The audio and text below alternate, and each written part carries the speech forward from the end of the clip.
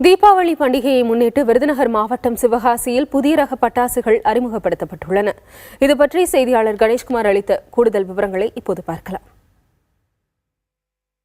ஒவ்வொரு தீபாவளி பண்டிகைக்கும் புதிய ரக பட்டாசுகள் அறிமுகப்படுத்தப்படுவது வழக்கமாக உள்ளது. அதே போன்று இந்த ஆண்டிலும் பல்வேறு வகையிலான புதிய ரக பட்டாசுகள் அறிமுகப்படுத்தப்பட்டுள்ளது.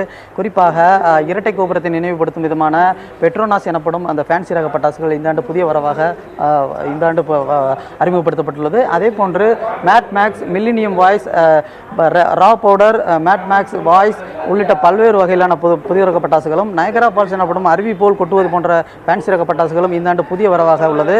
அதே போல பல்வேறு நட்சத்திரங்களின் பெயர்களையும், சித்ரா, ரோஹிணி, கார்த்திகா உள்ளிட்ட பல்வேறு நட்சத்திரங்களின் பெயர்களும், இளைஞர்களை கவரக்கூடிய Deccan Chargers, Knight Riders, Super Kings உள்ளிட்ட கிரிக்கெட் அணியின் பெயர்களிலும் இந்த ஆண்டு புதிய ரக பட்டாசுகள் அறிமுகப்படுத்தப்பட்டு விற்பனைக்காக வைக்கப்பட்டுள்ளது. இந்த பட்டாசுகளை வாங்குவதற்காக தமிழகத்தின் பல்வேறு பகுதிகளிலிருந்து வாடிக்கையாளர்கள் குவிந்த வண்ணம் உள்ளார்கள்.